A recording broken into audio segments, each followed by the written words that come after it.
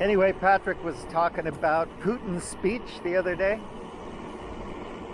I think, I've looked at all of Putin's speeches and whatnot over the decades now. And I posted an older one from, I think, 2008 recently. And of course, this one's interesting. The whole idea is that, I'm sick of being bullied by the West. I can't get no respect. When you're a gangster, like a lot of people are in the States and in Russia, but in Russia you have one main gangster, right? The kind of a dictator by any other name.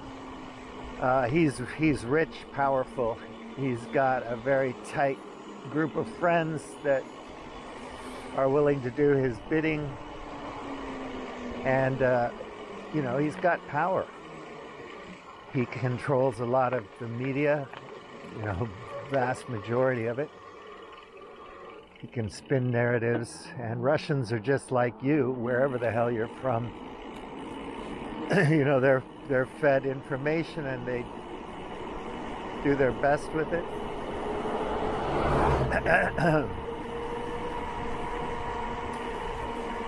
It's hard, most people don't have time to scroll through Globe Hacker's Facebook page and look through millions and millions of articles. So people get their information from the usual sources, and then they make their judgments based on that, or they form their opinions based on that. Anyway, it was interesting to go through the speech and see Lawrence's perspective on what's motivating Putin besides the usual megalomaniacal crap. New centers of power are emerging. They represent the majority of the international community. They are ready not only to declare their interests, but also to protect them. They see in multipolarity an opportunity to strengthen their sovereignty, which means gaining genuine freedom, historical prospects, and the right to their own independent, creative, and distinctive forms of development to a harmonious process. Sounds pretty good so far. Good old Vlad. And humanity is entering a new era of rapid development and profound transformation. There is increasing interrelation and interdependence between the states. A trend has emerged towards redistribution of power in the world. Western countries have been repeating for centuries that they bring freedom and democracy to other peoples. Everything is exactly the opposite. Instead of democracy, suppression and exploitation. Instead of freedom, enslavement and violence. The entire unipolar world order is inherently anti-democratic and not free. It is deceitful and hypocritical through and through. Let me also remind you that the United States, together with the British, turned Dresden, Hamburg, Cologne, and many other German cities into ruins without any military necessity during World War II. And this was done defiantly without any, I repeat, military necessity. There was only one goal, just like in the case of the nuclear bombings in Japan, to intimidate both our country and the whole world. The U.S. dictate is based on brute force, on fist law. Sometimes beautifully wrapped, sometimes without any wrapper, but the essence is the same, fist law. The collapse of Western hegemony that has begun is irreversible, and I repeat again, it will not be the same as before.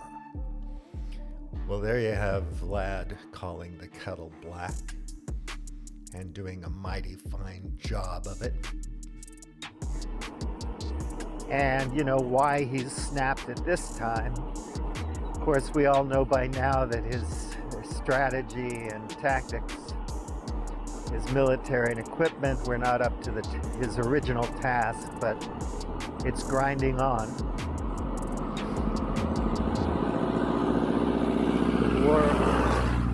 goes on, and it will for a while. And in one of the posts, he was talking about the difference between a powerful nation and a strong nation. Strong nations serve their people as their primary responsibility.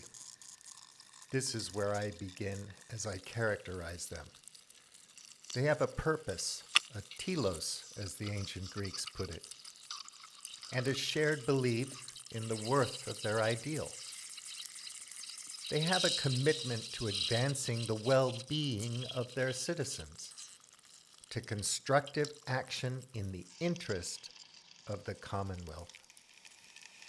They value their cultures, their histories, their memories. These common characteristics confer on strong nations solid but flexible social fabrics and an assumed sense of shared community. They are a source of identity and at the same time expressions of identity. Ironically, strength of the kind I describe tends to generate power. But it is power judiciously deployed. Genuinely strong nations have no need to dominate others. They are ungiven to subterfuge or subversion, seeing no purpose in it. They value mutual benefit in their relations with others simply because this is the surest way to stability and a peaceful order. Let us not traffic in impossible ideals or in the thought of nations as pure as snow. There are none. A strong nation may have many things about it that are not to be admired, awful things even. A strong nation may also be powerful. China is such a case. I am of the view, and I realize there are others, that China does not use its power to malign purpose. Remove the xenophobia and the anti-Chinese paranoia, and the record supports this. Nations dependent on power alone lack the coherence found among the strong. In them, you find that all relations are power relations. The social fabric is in consequence frayed. There is an evident atomization among the citizens of these nations, leaving them with no social bonds or common purpose and nothing to believe in. When a nation's ethos tips towards the pursuit of power, the polity is hollowed out. All the familiar social ills proceed from this: inequality, corruption, greed, and the collapse of mediating institutions through which people are able to express their political will. The rampant, perverse corporatization of every aspect of life in unduly powerful nations represents the institutionalization of these characteristics. When everything is measured according to its potential to turn profit, we have to say that Margaret Thatcher was horribly right when she asserted there is no society, there are only individuals. This is a key feature of nations that are merely powerful. They are gatherings of survivors in constant struggle against one another. The merely powerful consume what remains of their strength in the course of exercising their power. An example of this is the censorship regime that descends upon America like a long,